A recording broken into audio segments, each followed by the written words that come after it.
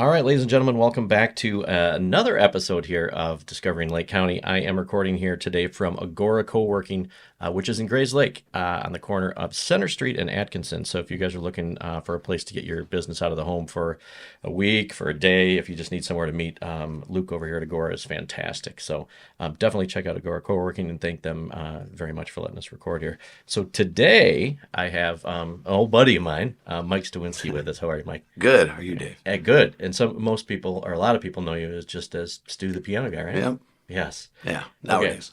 So it's funny. So we went to high school together. Yes. Yeah, which is good. And we both made it out. We did. Right. Caramel. Yes. Little fudgies. Caramel. Yeah. You want to hear a little fun fact? I would love a fun Yeah. fact. I used to hate you in high school. What? I was saving this one. This is new. The look on your face. This is a great way to start. Yeah. No, just because the girlfriend I had in high school, you dated before me. It's so trite. But Really? through high school, I was like, man, yeah. Yeah. And you probably don't remember who it was. I know. I Is don't it think a we name could that- say it. Should we talk about it later? Yeah, we'll Okay. talk about. We'll Okay. talk Anyway, about but it. yeah, but no, I love you. That's fine. Thank you. I And never that- even knew you. I never even knew you. I just said, I don't like that Dave. That must have been a lie because I didn't date anybody. All right. Yeah. Ooh, then we gotta I talk. didn't date anybody. Yeah, we gotta talk. Awesome. That's what it, and it is funny with perceptions of people, like people you know in high school, or maybe you have like stuff like that. We could have been best friends then, but Yeah, we didn't. totally. Yeah, and all my friends loved you. They're like, "Oh, Dave, well, dude, you'd get along with Dave." I'm like, yeah, He's a dick. yeah. That's so stupid. Yeah, That's hilarious. yeah, though. stupid. Good. Just I had to another- get that off my chest. right. Yeah. Thank you. But we're okay now. Oh, I love you. I love you. Good. So we think about like music, and so a lot of people, when I told them that I was going to talk to you, they're like, "Oh man, we love him. Oh, we wish we could see him more." So I want to talk to because you are the piano. You're the for 20 I've years been now. doing 20 years. Yeah. Wow. Okay. Before we start about how you get started, I want to talk about a couple of your favorite places to play right now. 'Cause Sure. I know you're coming up at the Vine. Yes. soon. Yeah.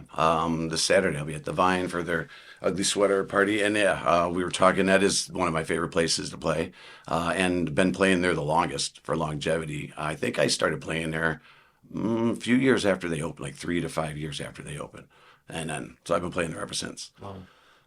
But yeah, I play a lot in Kenosha. There's Staples. They come and go.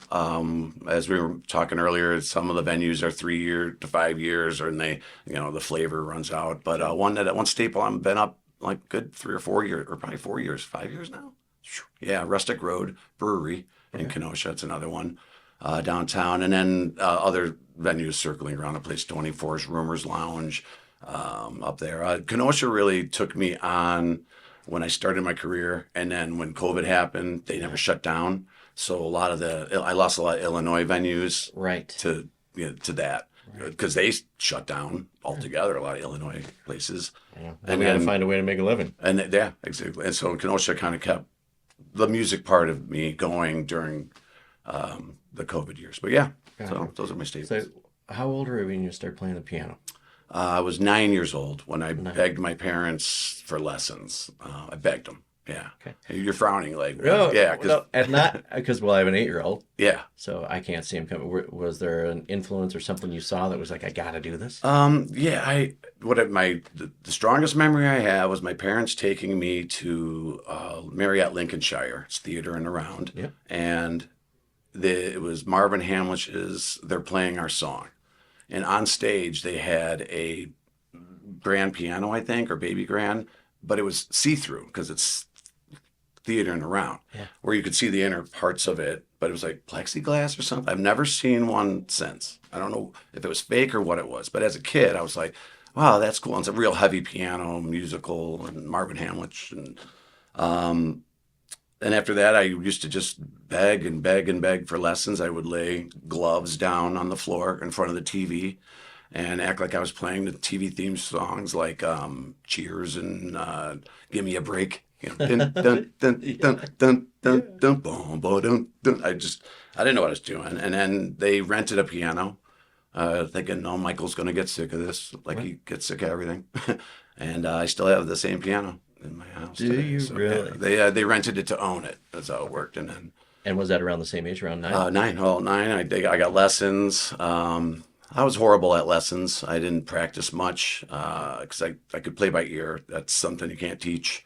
Right. You got it or you don't. And that's when they got the piano. I mean, I was right away, before even having lessons, I was like, ding, ding, ding, ding. And I think the first song I figured out was the theme to Rocky. Really? That's awesome. Yeah, just by ear. My brother's like, what's going on? You know, you've never played before? And I'm like, can't you hear that? And it didn't make sense to me that they didn't get it, you know. So, Right. Well, and it is a talent. yeah, Because, it's a gift. Yeah, I sought it out. I tried guitar. I was like, this hurts my fingers. really? These are baby soft. They're so soft. Right. They're going to tickle the ivory. That's what Yeah, you need totally. Yeah, instead. you gotta feel. Yeah, when I'm like, owie, owie. You know, never. So nine, obviously you knew that you had something for it. When did you realize that you were like, I'm good at this? Psh, I'm still looking for that. I think. Well, other people are too. Yeah, they tell me that. I'm like, yeah, let's keep on drinking. No, I guess I declared myself a professional when I quit my job and just started doing music for a living. Right. I guess that's when I was like, I'm good enough at this to do this, to make money and support my family. And that was 20 years ago. So Okay, so we kind of touched that, and I think the story's pretty cool because I think you and I are both, me and you are not kind of guys built to go into a corporate atmosphere and and do the same thing every day. Kind of walk me through like when you knew that you really wanted to go, and I know you actually you wrote a song about that as well. Yeah, I So if did. you can walk us through that. Yeah, I was working in corporate America, and I was just doing the grind. I'd been there almost 5 years, I almost fully vested, all the benefits, great company for benefits and insurance and retirement plan and all that. So I wanted to stay for my 5 years. I was coming up, and I used to bring my keyboard and sound system, little speaker out to friends' houses when we would go to parties. And as the night got later and we were drinking, I'd be like, oh, now I'm comfortable enough to Right. play. But mind you, every time I was ever growing through high school or at a party and there was a piano at the place, that's where I was at, in that room with the piano. Right. But so that's why I started bringing my keyboard to parties. Right. But we're all singing and let's just play another one. And then one of my friends was like, dude, why don't you go out to bars and do this? And I was like, no one's going to come listen to one guy playing piano and singing. And he's like, a ton of people will. He's like, believe me. And he's like, come on, let's go. Pack up your stuff. And then so can I use the name of the business? Of course, Yeah. of course. So we packed up and we went to Charlie's downtown Grays Lake. Love it. And walked in like I was coming from a band rehearsal, and I just happened to have my equipment in the car. And my friend was like, when he knew the owner, and he's like, "Hey, can my buddy, set up and just play?" I'm like, "I'll just play for like drinks and tips. Is that cool?" And he's like, "Yeah, all right." Set up my keyboard, speaker, drinking beers, put out a tip jar, and my buddy called all of our friends. We packed the place, which wasn't hard to do. Sure, But still fun. it was like, yeah, it was rocking. People singing. I'd only knew like maybe they had 40 minutes of songs that I just kept singing over and over. Play that one again. Play it again. And it was great. And then the bar owner was, hey man, you want to do this like every other Friday? And so I was jacked because the only gig I really had before that was street scenes, Yes. Carmel street scenes. I played that for years. Nick Baldessano brought me in. He was in the Smile Band at the time. He used to play at street scenes, and I used to rotate in the Carmel Rock Cafe That's awesome. for like 10 years. That was the gig that I would like learn my half hour worth of music for, or 40. That's Sure. why I only knew that much for Right. Charlie. You only had to do a half-hour set. Yeah, and 3 times because it was a different crowd. Amen. So then when I came to Charlie's, I'm like, oh, I only know this much music. So when they were like, you want to come back in 2 weeks, I gave me time to learn more songs. Came back to Charlie's. We did that like a couple more times, and then another owner came in.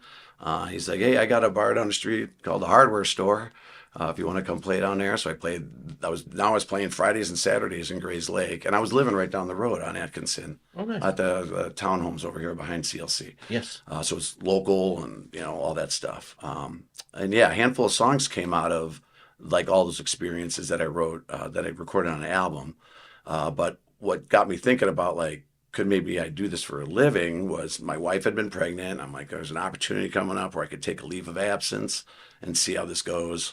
And yeah, it was coming to a head. So the song you mentioned is people request actually semi-frequently when I go out now. It's called Work, but translates to the end of the song is all work sucks. It's all work sucks, all work sucks, all work sucks, all work sucks, all work sucks so bad. Um, all work sucks so bad. So it's just, and it's relatable because it's like, Right. it's still work, however you cut it. You're doing the grind. And so from what you're talking about, how do I get out of this trap? Because I was trapped. I felt like a rat in a cage in corporate America. And, we were talking earlier, I couldn't even talk to people Right. in the, Yeah, and the way you describe it, like when you get down to that moment where you know you have to make a change, right? yeah. How did you explain Yeah. it? Like standing up in the cubicle. Yep, that was working because you weren't even allowed to talk to the person on the other side of the cubicle. You had to instant message them and wait for their response instead of just going, "Hey, did you see my instant message?" Right. And they're in the cubicle next door. Yeah. And so one of the times I'm standing up stretching and I looked over like 100 yards of cubicles and just saw, I call them the meerkats popping up out of their cubicles, stretching, looking around, going back down in their hole, and then another one pop up, and I was one of them popping up, and I'm like, I'm a rat in a cage, and then I went home and I wrote. It's an aggressive song of work. I love it. It's one of my favorites. It's a boogie, like a hard, like dooga dooga dooga dooga. It's because I came home like, like, Right. Get the angry. yeah, I beat the shit out of the piano when I'm playing that song because it's like take me there, and then all right, let's sing this thing. So how was the wife supportive to that?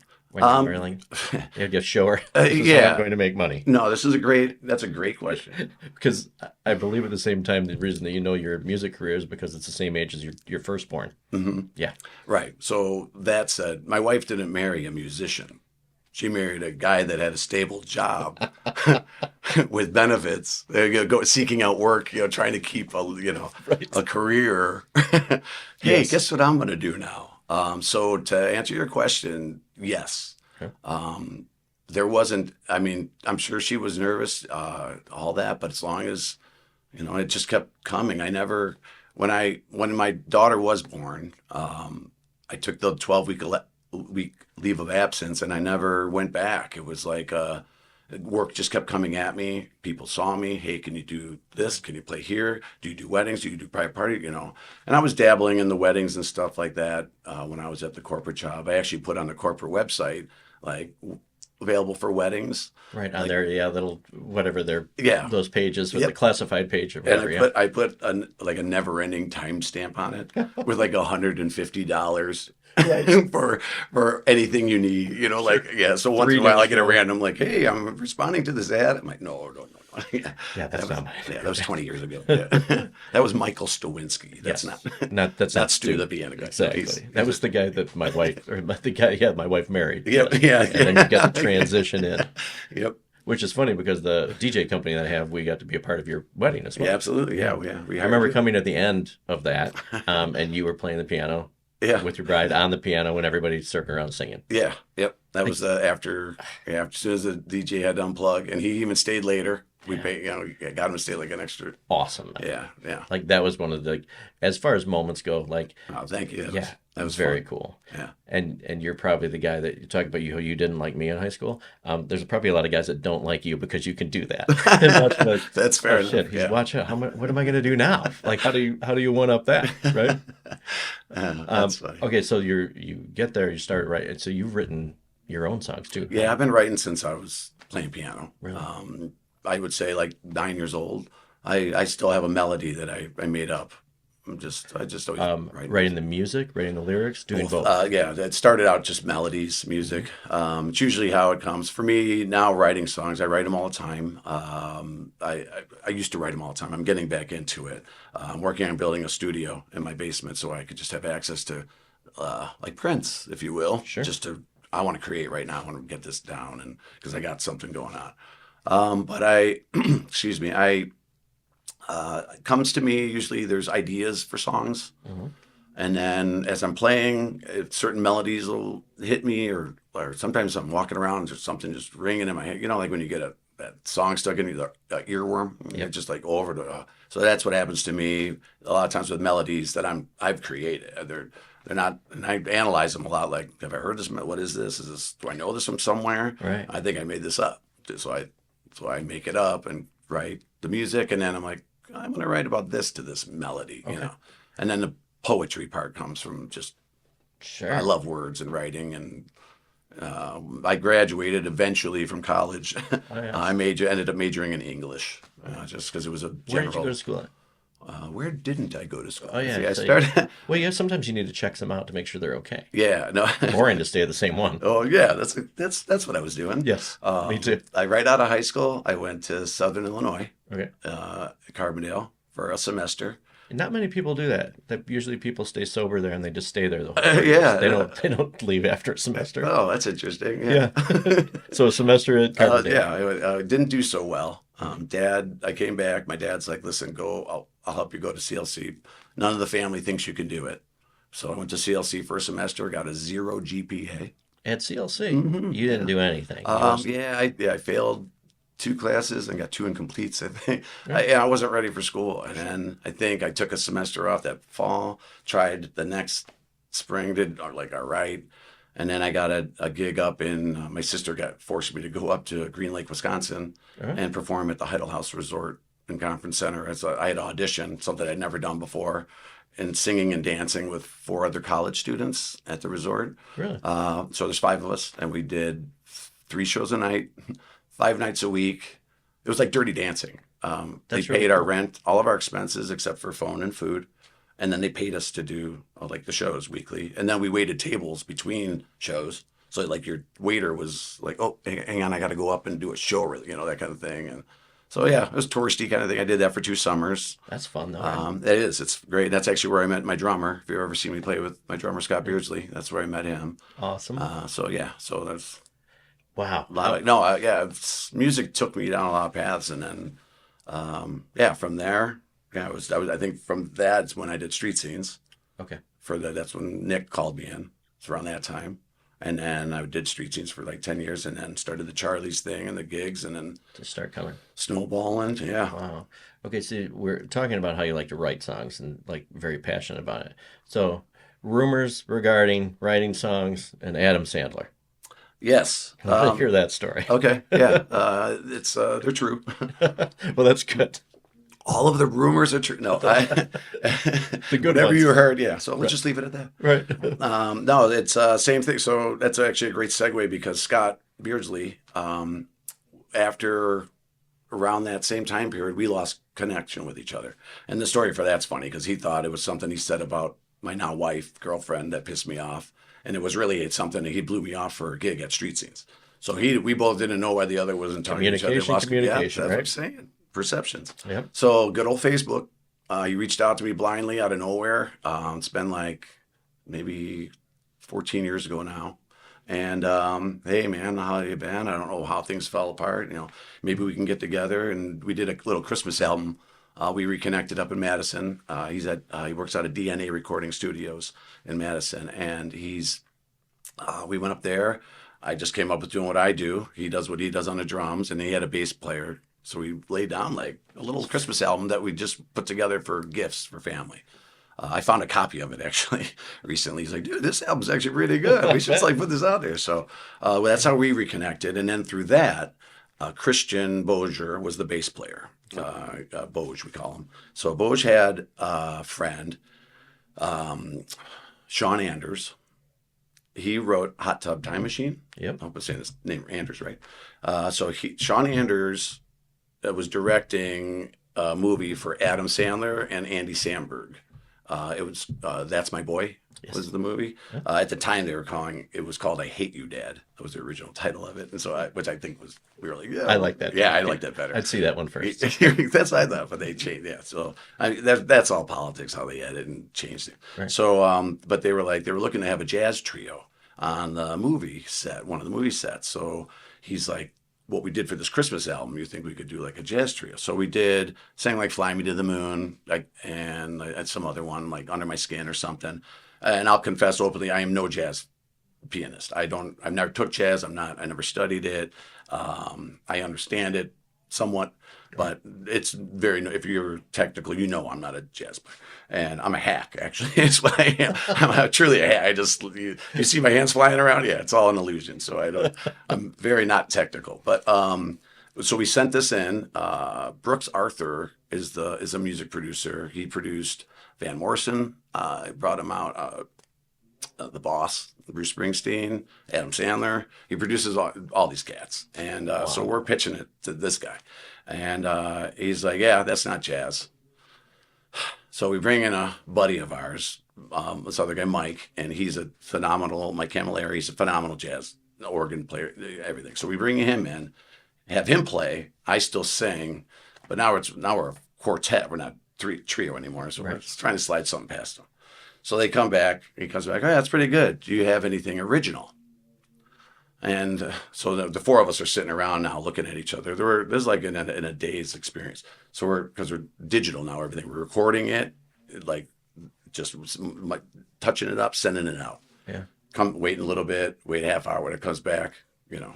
So do you have any originals? And they're all looking around, they're looking at me, and they're like, and I'm thinking like, yeah, I got a ton, but I don't know what would correlate to this. Right. So I got to come up with something like, well, go ahead, Stu. So these assholes go outside and start grilling steaks and having some cocktails and stuff. And I go up to Mike's piano, and his wife's like out in the living room, you know, and I'm like sitting there, and I got that paper, and that's all I am, paper and pencil, and and I'm like, man, this is a lot of pressure on me. Like this, I'm pitching right now to get us in a movie, right? And this song is available out there too, I think still. So it's a song I wrote called "Girl Like You," but I was like, I'm like, funny. I hit the chord. I'm thinking Adam Sandler, funny. You know, when the sun gets sunny, and it's a sunny, beautiful day, I feel like spending money. If I make this movie, we're going to get some money on a girl like you, so I'm like, doobie-doo. So I write this jingle, took me about 15, 20 minutes, come up with this thing, come out to Mike, hey, get back in here, put the stakes up, like, what? Like, all right, go downstairs. I'm like, this is what I got. We sing it, we record it, send it off to the guy, waiting for Brooks Arthur. Comes back. It's pretty good. Do you have another one? Oh, dude. No. It was a lot harder. It took me a lot harder. I wrote another one. Took me more like 45 minutes or something. But it was hard to get, I just adopted this song. And to be like, wait, forget that. Now go with something different. So I wrote another song. Pitched to him. It was good enough. And it got us, into the movie. And I say us collectively. It got them in the movie. And I tagged along as the songwriter for the trio. Okay. But I got to go there. I met Brooks Arthur, got to sit next to him, listening to him with my song while he's analyzing it. And I'm just a legend next to me musically. And then the cast members, I saw Adam, interrupted him while he's walking with his mom. I had to. Of course, yeah. Just really, sorry, Adam, this is Stu, big fan. Hey, Stu, hey, nice to see you. Okay, mine. And I walked away. I'm like, yeah. That's great. Yeah, I took pictures with a lot of the guys, like Andy. Andy wasn't too thrilled. Andy Sandberg, but Will Forte, Tony Orlando. Really? Tony Orlando, I had him call my mom. Stop we were in a it. van together. Yeah. Shut Oh yeah. My mom, rest in peace. Yeah, she just passed. But yeah, we were driving in a van. Actually, Scotty was with the drummer. Yeah. I said, hey, Tony, will you call my mom? And I just cock-blocked him. Hey, call my mom. Did you got him? Oh, even before, yeah. He called both moms, but he called my mom. What did your mom say? So he goes, hello, Linda. Well, I'm like, hey, Mom, listen, listen, hang on here. And he goes, yeah, Linda? Yeah, this is Tony Orlando. And you can hear on, yeah, no, listen, Linda, listen, I'm going to ask you a trivia question. And if you get this right, you and me, Linda, we're going out to dinner, okay? Okay, so Linda, when I knock, do I knock once? Do I knock twice? Just hear, or do I knock three times? Three times. The whole time. Yeah, you're right. So yeah, That's awesome. She's like, that wasn't really him. Yeah, Mom, So yeah, I got a picture with him, and got to hang out with some, rub elbows with those guys for a couple of days. It was a great experience. Yeah. That's awesome. So your music is in. No. Not that I know of. Okay. So I don't think the song got it. I never even saw the movie, actually. Really? Yeah, but my buddies are, the trio is in it as the jazz trio in the wedding scene towards the end of the movie, which we were all on set for. We were out in Cape Cod. And that's, when you see the behind the scenes of how movies and productions or stuff, I mean, they rented some house out, cleared some guy's house out on the Cape. They bought the house next door to use for production and editing. Yeah. And then Adam had a pool installed so his kids could swim there while they were filming. And it was just and then there's food trucks coming in. It was amazing production. Yeah, it's just a great experience. And Shows you a totally different side of Yeah, things, right? and all the fans, Vanilla Ice, Rob, Really? yeah, he's in the movie. They're all just great, Robert Van Winkle? Robert Van Winkle, yes, Yes. thank you. Yeah, I made sure. Hey, Rob, can I get a picture? I know. Hey, Vanilla. Did you get it? Yeah, I got it. Yeah, I got it. Nice. Yeah, they're on Facebook. I got them. Yeah, Good. I'll Go just share them through with. the celeb photos. Yeah, well, yeah, it was. So doing that, did you have any hope? I mean, just to have that contact, Yeah. and that he knew of you, of your skills to do that. Anything ever come out of that? Anything? I don't. Not directly. No, okay. That's a thing about this business is that you throw your hat in the ring a lot. I mean, I auditioned for America's Got Talent. That's a shit show. I mean, and a joke. I realized a lot of the stuff. You need an agent. You need someone to get you. It's not what you know. It's not America's Got Talent. And that too. There's no American judges. None of them are from. I mean, they may be American citizens now, but they're all the talent is flying in. Yeah, we live in Indonesia, and we just flew in for so it's not America's. Right. Yeah, I don't. Yeah. And half of those people, because I know behind the scenes, a lot of this like TV show stuff is half of those people are taken because they're great, and half of them are taken because they're horrible. Mm-hmm. So you have to be worried if you get accepted. Hopefully, your perception of yourself, like, are they the guy that we're going to show this stuff and laugh about?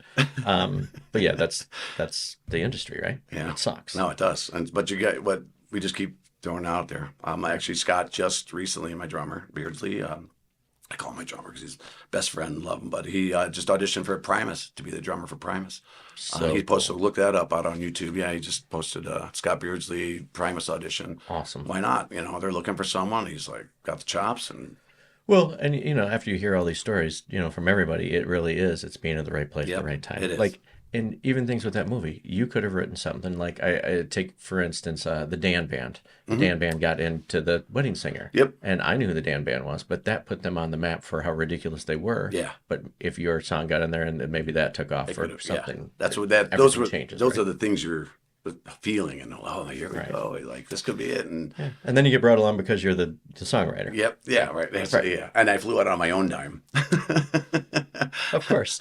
But hey, what a great experience, though, right? Yeah, totally. I was worth every penny. I don't even remember what I spent on the rent a car and all that stuff. Right. Well, it's just money, right? Yeah. Just a couple more gigs to do. Yep. It'll come back. So obviously with this, like, because of all the experiences you have, the talent that you have, is one of your goals still to have a recording contract, to have your music out there? I guess my goal really now, Dave, is songwriting. I want to keep writing, and because then when you talk money, that's where the money is. If I were to create something and not lose the entire rights to what I've created, that's the trick nowadays. There's a lot more vehicles to doing that. When I did record 2 albums at a studio, Uptown Recording in Chicago, on my own dime, but it was like spending over $5,000 for each. And that's just the production of the CD, not the time travel, I didn't even figure all that stuff in. Absolutely. So to have it in your basement, just go down and record quick and launch it off. I went to, during COVID, I did an online program, 20 months of music engineering through LA Film School. Really? So I got an associate's degree in music engineering, for whatever you want to say that's worth, because really out of that entire program, I think 5 classes were the meat and potatoes of what I wanted to learn. Exactly. But it gave me the footing of how to record and set up my own little area, and what vehicles to take in a business way to, like who to submit it to and get it protected and so on. So, that's the next step. So yeah, I want to create and like start throwing it. Right, because things are different now, especially because in Lake County here we have a lot of musicians, and one of really good friends, Ike Riley. Yeah, best friend of mine. Yeah, Ike is great, and anybody that's seen the film, if you haven't, I'll give a shout out to the film I did too. Yeah, absolutely. Yeah, please watch it. Don't turn your back on Friday night. Yes. And all the drone shots in there are mine. Yes. A lot of good stuff. Yeah. So I tried to make Ike look good. Yeah. And you try to make him look good. He's lucky to have me. Yeah. Who isn't? Yeah. Shout out Ike. But to see how things are done, how things are recorded, the way things are put out to Spotify, and how you actually, it's almost impossible these days to get stuff out, have it popular, make money, to do all these things. The music industry is a very difficult thing. Yeah, it's saturated. And then it's all social, electronic, algorithm. if you can't, it's hard to, Right. To get put on included in the right playlist on Spotify for the right people to hear it, to get shared. yep, that's and magic. Yeah. right. So, And how many million times it has to be done to actually to make anything off of it, right? So it's still for the love of the game, so to say. well, thanks for that. Yeah. I'm discouraged. Really I'm not, uplifting. no, Yes. I'm not going to write it. Just keep I think working. I'm done writing. So you need to play live. I'm going to go back to work at corporate America. Write songs for other people and sell Yeah, the songs. right, yeah. That's the way to do it. So you've been through a lot of adversity too, like through everything happened. So you've played a lot in downtown Chicago as well. The Red Yeah, Hook. the Red Hat Piano Bar I did for, that was actually, I look at that, I joke, that was cutting the head off the snake for me. Back to your question about when did I think I was good enough? Yeah. It was when I got that audition. Yeah. Because my buddy that got me to Charlie's said, "Hey, I booked you an audition at the Redhead." I'm like, "I'm not going down there." I'm dude." not sure. Right. First of all, I'd never been there. Really. He's like, "No, dude, let's see where you sign. They'll tell you." And I'm like, "Oh man, I don't know." So I went and I checked out what they do first one night with my wife. We went out date night, and I got to sit right next to the guy playing piano. And I'm like, the songs he was playing, I'm like, man, I have no idea how to play any of those songs, but I think I could do what he's doing. Right. So I went and auditioned, and then within 10 minutes, they were like, yeah, you're good, you're hired, but you got to wait for your spot. So I was always subbing, like waiting on the sub list, and I waited on the sub list for 4 years, dude. Because to his credit, the owner, the loyalty there was when you had your spot, it was your spot. And it took you either had to quit, get fired, which he never do. He might hassle with some of the guys and take it away a little way, and then, Right. But, and then or you die. It was like, other than that, your shift was your shift. So I patiently waited, but guys would constantly call because you're sick or hurt, and then they were open 7 days a week, 2 shifts a night. So there was a lot of opportunities. So, but this 2 shifts a night thing, I was still doing corporate America. It was open till 4 a.m, Sunday to Friday, and 5 a.m. on Saturday. And I went from because I was just I got to take whatever I can get. Absolutely. Every shift I can get out there, and I want to get my foot in the door. And I jumped at Hewitt, taking calls. Good morning, this is Michael. 2 hours of sleep. Right. Yeah, it was. Yeah. Well, you're not turning down your dream for the corporate America, And that's when that was work sucks. Right. Song came out. So. Wow. Okay. So I know about it, and I know a bunch of people do that. So unfortunately, accident. Yeah. What year was that? That was 6 years ago. Now it was 6 years, 28th of November. So just a few days ago was the anniversary. I had a couple people send me, "Hey, happy anniversary for being alive," and Sure. awesome. And so it's nice. But yeah, that was life changing, no doubt. On a lot of levels, not just the scary injury, life changing thing. But the story of that. I was driving home from the Redhead. There was a late Wednesday night after Thanksgiving, that following week. And it was snowy, icy. I was driving down 94, missed my exit to come home, so I kept going on 41. Yep. And nobody was out really. And what I really ultimately learned from the accident is I needed glasses. But what up ahead of me, the light was green, and I could see these red faded, reflector-like looking light. I'm like, what is that? Trying to By the time I realized what it was about 75 yards from a semi that didn't have brakes on because he was starting to go in the icy in the green light. And I was coming at him. I tried to avoid him, swerving around on the passenger side, and then I smashed right into the back corner, popped the car around 180, windshield blew out, airbags blew out, the whole car stops, everything just silent. And, snow looked still lightly falling. And my first thought was, how am I going to hide this from my wife? I was like, maybe if I could just get it home, I'll back it in the driveway. She won't notice the smash steps. This is what's going on in the psychotic mind of Your thought of a derelict. Because I'm driving home late night from the Redhead. It was, Right. So I'm like, but anyway, as that all dissipated, they came. They cut.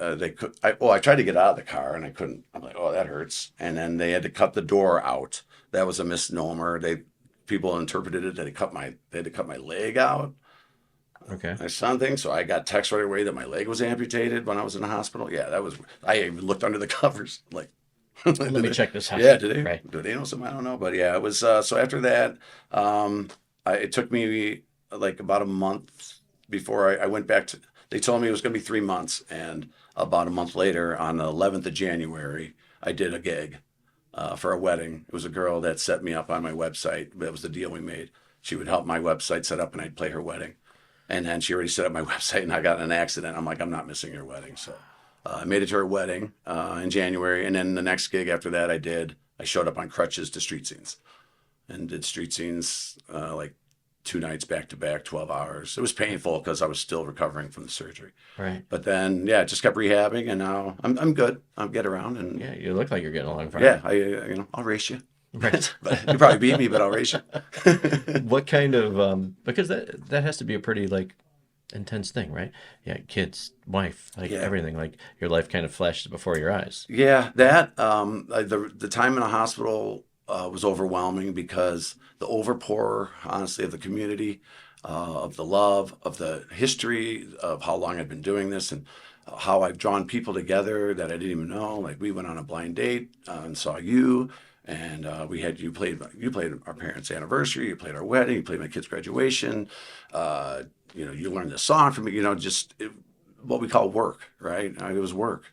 And then I was like, I didn't realize, I'm going to choke up here, Yeah. like how much I was giving, back. So that I don't take that lightly anymore. It's amazing what we think is work like that, but how you touch people and how they bring us together. Mm-hmm. And also that if you're in a crowd of 100, Right. they're going to remember you because you're the one in front of the 100. Yeah. And it's hard to remember those 100, right? Yeah, People look totally, familiar. Yeah, right. Yeah. But isn't it funny to see the connections you make without even knowing it? Mm-hmm. Yeah. And it's Yeah, I love it. Yeah. and it's just begun because you're what? Are you 50? I'll be 52 in a couple 52? weeks. Oh, Yeah. so we're the same age. Yep. Yeah. Oh, wow. Okay. Yeah. I mean, I'm 42, but yeah, Same age. you don't look Yeah. a day over No. 51, man. That's for, it. for sure. Yeah, I didn't shave. That's what Yeah, and I look like this. I'm not sure how many things you've listened to, but we're going to take a quick break. Okay. And we call this the Lake County Hot Seat. So I'm going to ask some rapid fire questions. Fire away. Honesty is the best policy, just so you know.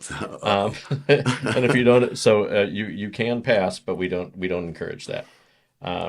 So after running 100 or so episodes in Grays Lake and everything, so we've tried to come up with some other hot seat questions to kind of help out. So let's just we'll start. What kind of music do you listen to in your free time? I listen to everything except a lot of country and like death metal. No death metal. Okay. But yeah. When you say a lot of country, like new country? Yeah, That's I the like stuff you older don't- country. Yeah. Yeah, it's new country's not country music anymore. Gotcha. Where's the first concert you ever attended? Was Neil Diamond. The Really? technically, I think the first 3 concerts I attended were Neil Diamond. Is that your choice? Did you? No, I was like 12 years old. My mom took me. I was the only kid. I was the only person there, probably under the age of 40. Yeah. And I remember like song blue, like in a Right. big crowd. Yeah. But kind of cool for what you do now because Yeah. like him or dislike I him, love Neil an Diamond. entertainer, Mhm. like extraordinary. Songwriter. Yeah. Exactly. Those are my inspirations, I realize. Yeah. Wow. Songwriters. Yeah. All right. I didn't expect that answer out of you, by the way. First car. Was a Honda Civic. Was the first one that I wrapped around a tree in high school. Right. Junior year. Okay. So with that, Don't thing, drive with Stu, by the way. I don't know. From 1 to 10, how good of a driver are you? Is there a negative in there? I don't know. Listen, I'm much safer now. It's been, 6 years since the accident? Yeah. I have Knock on something in Yeah, here. there's no, yeah. This could be the last time you see me. Okay, so here's a new one that's on here that we got. Have you ever sent a email or text to the wrong person? Yes. Okay. Did you get in trouble for it? No. Okay, so it wasn't anything bad. No. Yeah, I'm going to start this question for everybody and find out one really good story that Yeah, because I have a couple. But, Okay. but we're not going over mine. No. I want to hear yours. On a serious note, is there something you wish you learned sooner in life? Yeah, a lot of things, I'm sure. I wish I learned the value of time. Even though I think time doesn't exist, clocks do, but the value of the time we spend with each other. I wish I would have learned that sooner. Yeah, and when you're in those moments, be able to grasp it. Yes, I don't and know just how many- live in the moment. Yeah, Yeah, yeah, yeah, and it goes back to being present, right? yep, If you're not present to what's going on, whether it's with parents, whether it's all yeah, kinds of things. yeah. When you eat tacos, do you tilt your head to the right or the left? Left. There you go. Have you ever eaten a roller dog from a gas station? Oh yeah, Yeah, see. But the people that I really like, everybody's eating a roller dog Yeah. from a gas station. And some people are like, what, huh? oh yeah, they're delicious. Okay, so when Stu goes out, if you were at a karaoke bar, would you ever sing a song? If people made me, Right, and they do. and what would that be? It'd be Neil Diamond. It would be Neil Diamond. Which one? I could. They'd make me do Sweet Caroline, probably. Really? Yeah, they would make, but I would not. That wouldn't be my choice. I would make you go a little bit more elaborate than that, just not a, face value song like that. Yeah. Okay, so when did you And by the way, I hate Yeah. karaoke. Yeah. Me too. People used to say when I I'm DJ'd, sorry, like, Megan. will you do karaoke night? I'm like, you cannot afford me. And it's not because I'm worth that much money. It's because that would be like agony to actually do that. I played a wedding where they turned me into karaoke. All of a sudden, can my bride, can she sing? Can he sing? The bride was asking me, can they? And then so there was a line waiting next to me, and then some friends of mine were at the wedding, and they wrote Stu's karaoke on a piece of paper and slapped it on the keyboard in front of me. While and they got a picture. I got to say, oh, you can see it in my face, Dave. I'm like I'm looking up like. Oh, okay. Yeah, that was a torture. And at some point, you want to be like, well, what the hell did you hire me for? Right. Yeah. Did you know what you No. were getting? Yes, they did. They've seen me come see me a bunch of times. They know what I do. This isn't what I do. Yeah. Karaoke's it. I'm going to go on record from about 5,000 weddings DJ'd that if you're planning on having karaoke at your wedding, it's an absolutely horrible idea. And I'll support that. yeah, unless you're paying me to run the equipment on the side. No, wait, you can't. No. I can't afford you for that. That's a terrible idea. And even if you think it's a great idea, it's Yeah, not. no, It's not a good idea. That's good advice. But yes, and those opinions are by us. Yes, because we know. Okay, I want to know more about. What's the last TV show you binge watched? Binged watched? Yeah.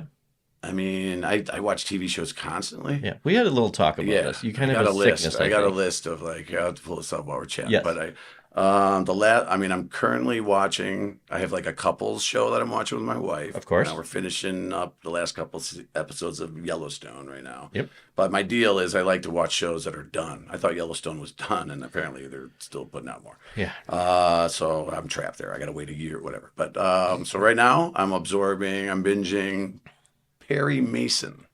Perry Mason. There apparently are 9 seasons of Perry Mason, black and white.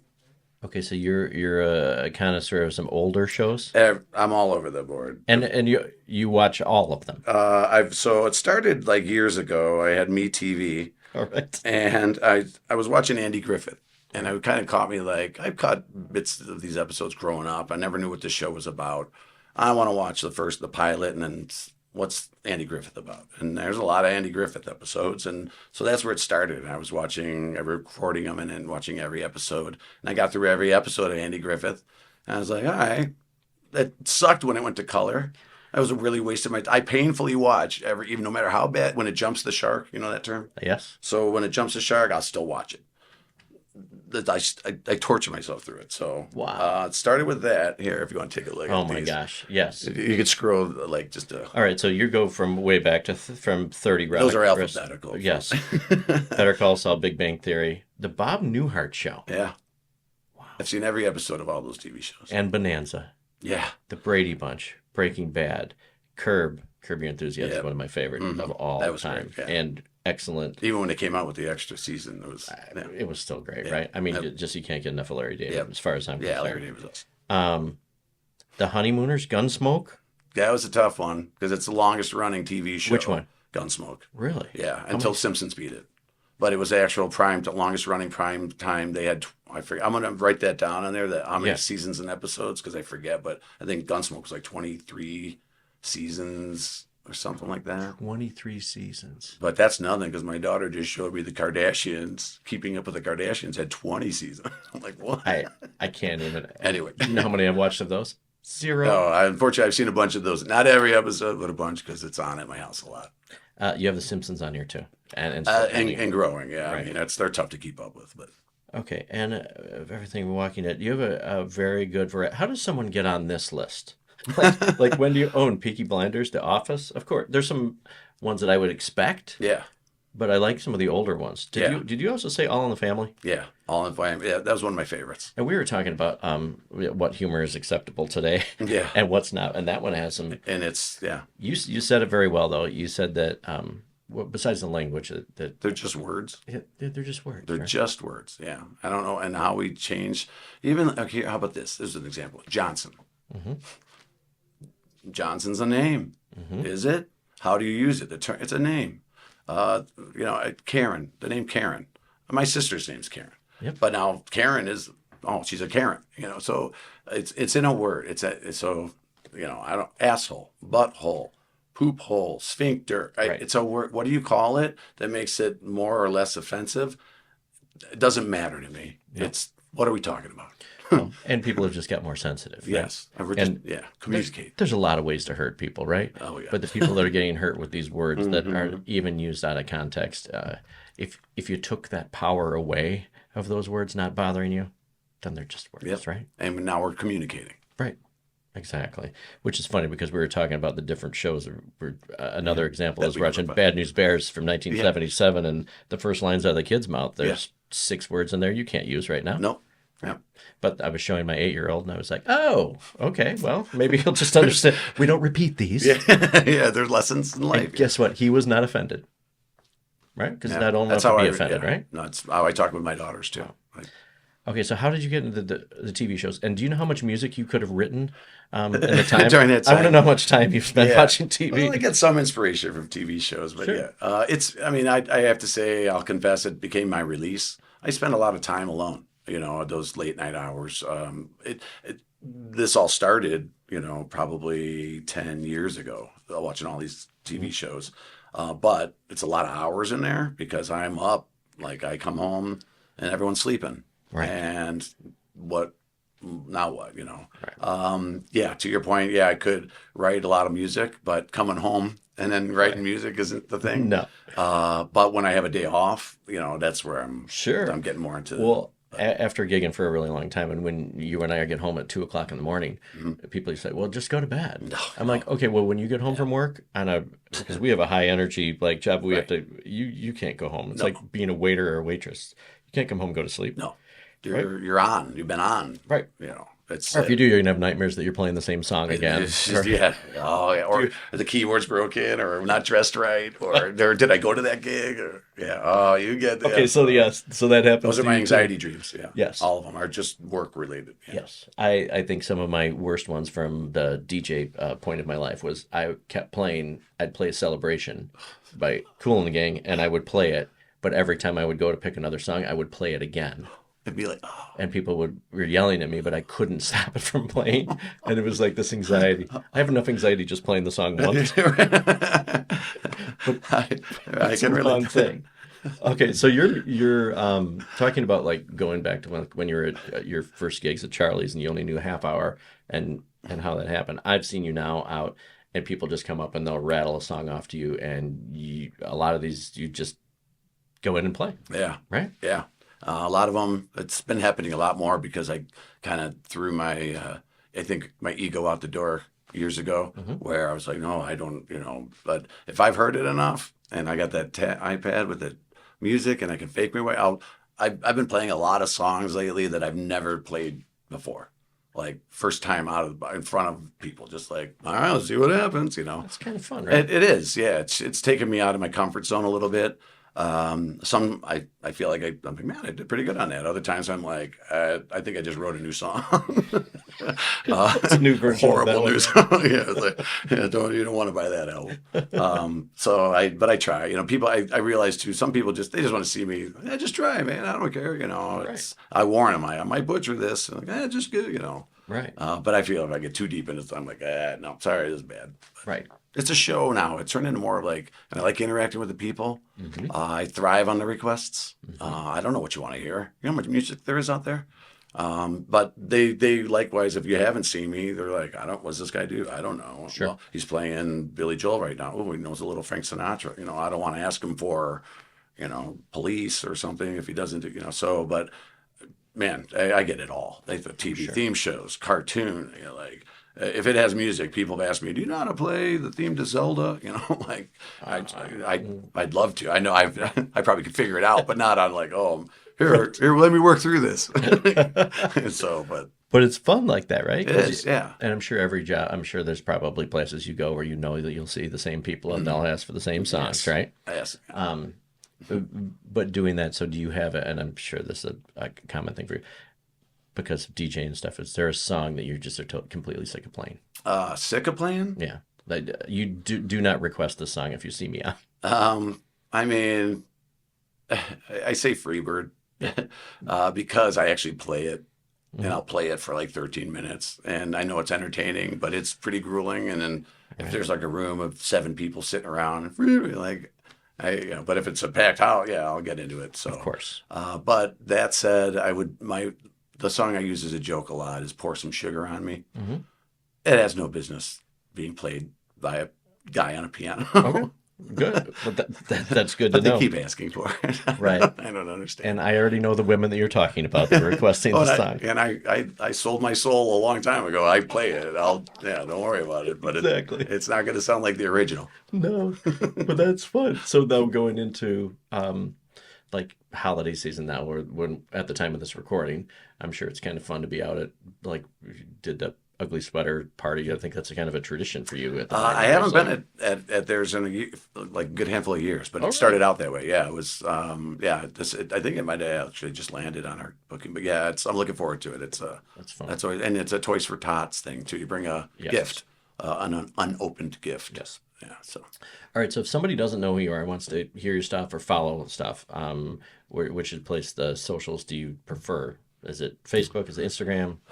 Yeah, I'm not on Instagram entirely. It's just, I try to keep my personal life and my stage life separate. So Stu the Piano Guy is my Facebook fan page. And I post every week where I'm playing that week. Okay. And I post every day where I'm playing that day. It's like reminders on Facebook.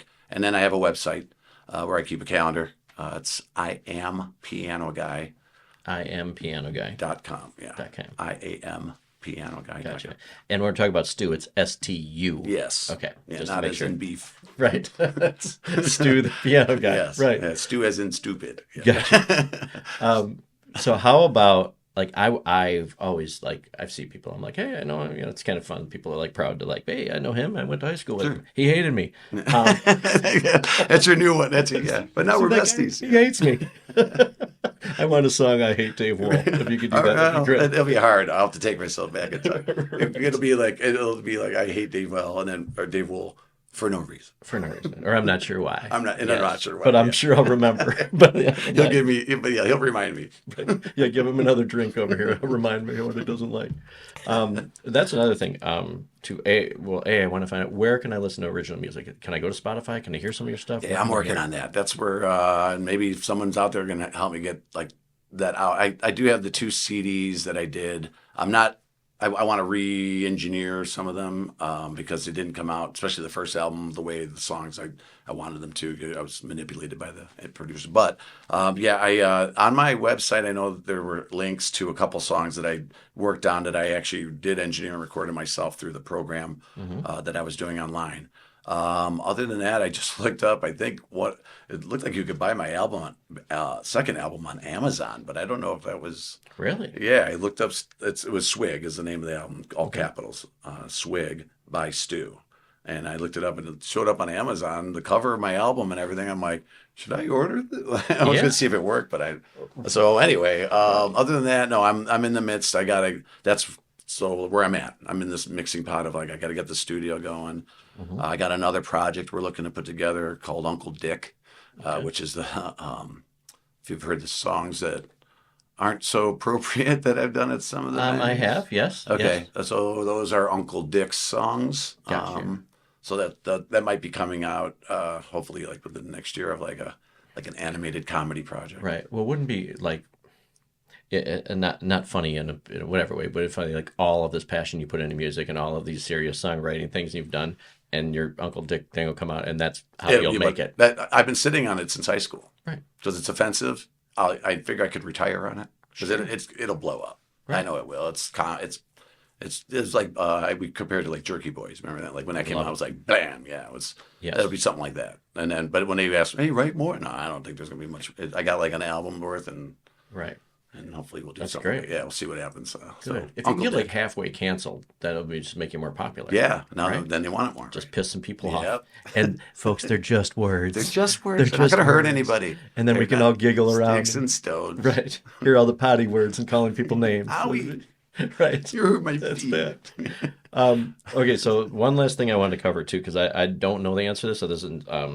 So obviously, in industry of music and industry of DJ stuff, we are around people, bars, parties, everything around alcohol. Yeah. Right. So I know back in the day you used to drink. Oh, it got me in a lot of trouble. Right. And also probably let you loose too. That Totally. Probably had some shows that went hand in hand. Right. Yeah, because everything you did is right? Well, when it started out, I had a job, and I would go out on the weekends and drink. Right. Right. Now I'm going out on the weekends to play, and I'm drinking for free. This is kick ass. I'm getting my drinks for free, and then I still show up to work. And then when it started turning into a job, it was like every night I was going to the bar to play. I'm drinking, playing. People are buying you shots. They see you drinking. Hey, get them a drink. Get them another one. I say, get another one. Yeah. Then driving home. Sam Kinison always had the funniest line I thought about drinking and driving. You have to drink and drive. How else are you going to get the car back to the house? Right. But it's awful. Don't drink and drive, obviously. Right.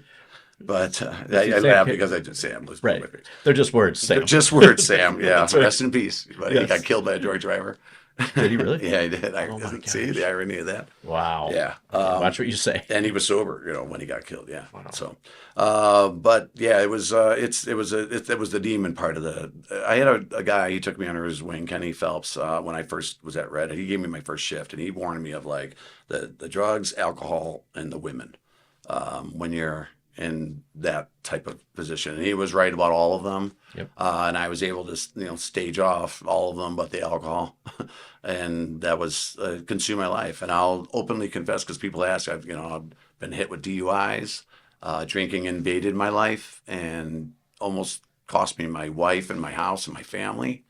So I got help, and I've been alcohol-free then for like going 6 years now. Congratulations. That's fantastic. Did I say 6? 6. Something like that. It's 19.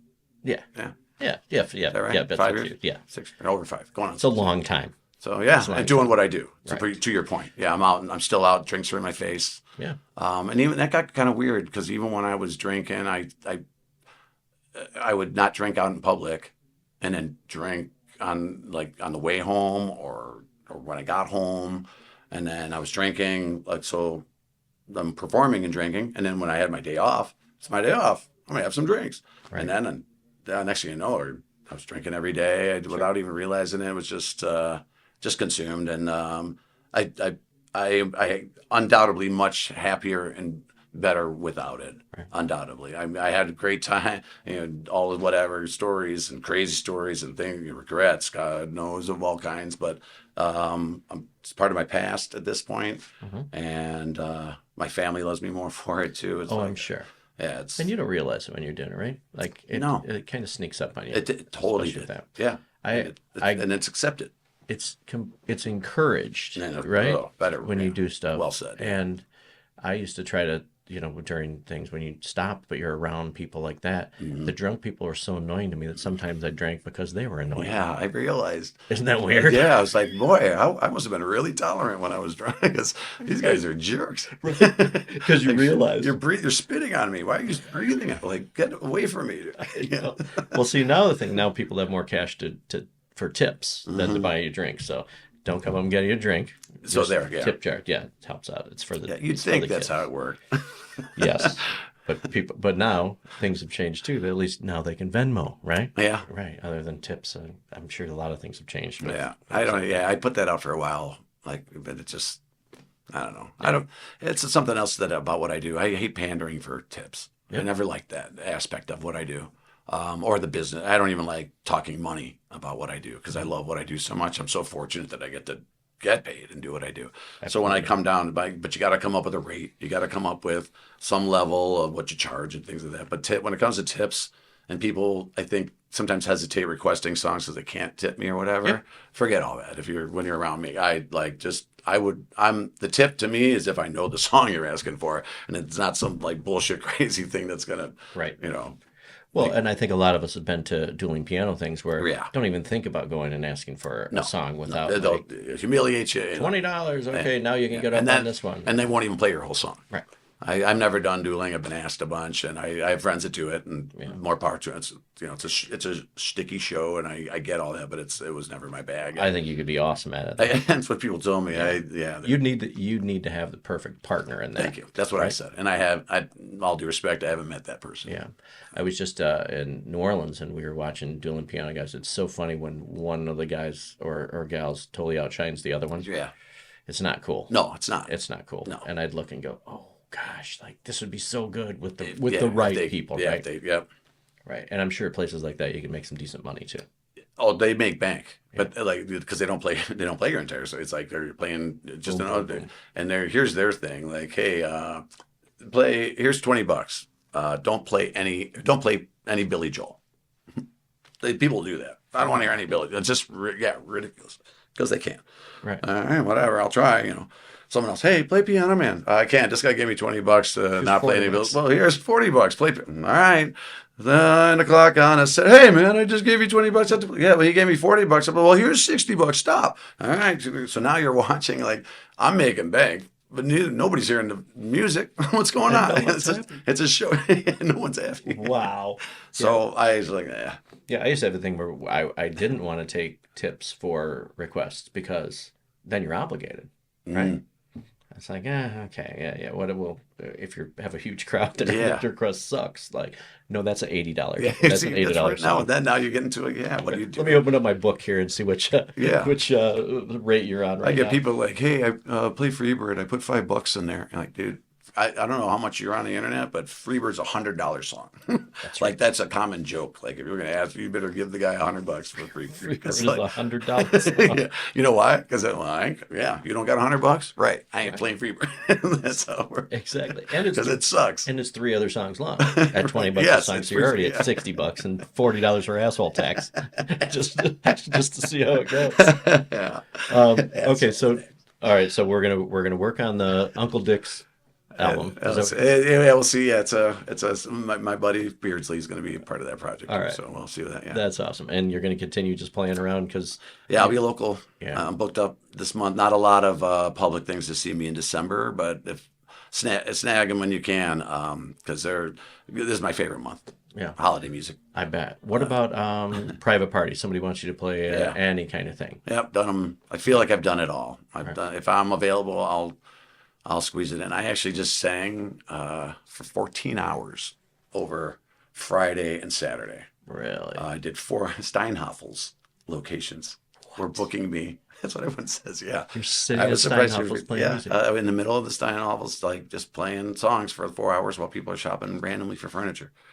But where does a musician like me get a gig in the middle of the day? It's only on holidays. But it was they did it on Labor Day, and then I did Black Friday and Saturday. But so I did 4 hours Friday, and then went to my gig Friday night, 3 hours, and then did 4 more Saturday at a different location, and then went to my gig Saturday night for 3 more hours. So, Wow. And this is the most I've talked since. Yeah, I can tell your voice is a little. Yeah. But isn't that great though that people that aren't in the industry things like, no, you get an afternoon gig for something like you take it, right? Yeah, totally. Oh yeah, just gravy. Yeah, seniors homes, a lot of the senior citizen homes. Yeah. They have like 1 hour performance. It's more work for me, pound for pound with the travel setup, and I perform for an hour, tear down, drive, Right. But man, singing for the seniors, it hits you in the heart. And you get the veterans out there, their hats. I got a few of them, and you just I have certain songs, and I know their wheelhouse of like what they like, and Right. I throw them out there, and you just they're mouthing the words, and some of them tear up, and I look at them like all the things they've seen that I'll never see and Right. can't imagine, and here they are, and I'm get the honor to perform. Right. So It's cool, right? yeah. So I don't take that stuff lightly anymore. I used to be like, and now it's like I'm gonna go make somebody happy. I'm gonna change someone's day. Well, it goes back to what you're talking about, being present and being, time is that. Yeah. If it all end tomorrow, that you gave your heart and soul to go sing and make these guys happy, right? Yeah. It's very cool. Make a difference. Yeah, that's awesome. Like what you're doing, dude. Yeah. That's Well, awesome. hopefully we're doing something. I don't know. Well, we keep, we keep chipping away at stuff. Exactly. We just keep on trucking forward. Yeah. Well, Stu, thank you so much for being here. My pleasure. I really appreciate it. Great buddy. chatting with you. Hey, wherever you guys are at, make sure that you're going to, it's Stu the Piano Guy, right? On the Facebook. On Facebook, yeah. And also the website is IamPianoGuy.com. IamPianoGuy.com. So If you just Google Stu the Piano Guy, yeah, you'll find it. it's STU, by the way, yeah, again. STU. Yes. And make sure to go see him live. And also any private parties, anything like that. And we'll keep you updated too when and we're gonna go search to see if we can find some music on there too. Yeah. Yeah, if anybody knows how the Spotify thing and all of that too, we'll take any help we can get. So Yeah, excellent. awesome. Lake County, thank you guys so much for listening. No matter where you guys are listening, whether it's Apple, whether it's Spotify, whether it's YouTube, if you're watching it on any of those, make sure to hit the subscribe button, because that way every week you'll be notified of another guest that's going to be on. And it really is cool to see community-wise and people you might not normally hear from, but it's fun because I believe everybody has a story and it just brings us all closer together. And as we always end, make sure that you never know what your neighbors, your friends, anybody is going through. So do a random act of kindness for me today. Do one or two. Pick up the phone, call somebody you haven't talked to, send a text, open a door, maybe just give a cashier somewhere a smile, because it makes a big difference and kindness spreads like wildfire. So, Lake County, thank you guys so much for listening. Stu, Thank you. Appreciate it, buddy. And we'll see everybody next Tuesday.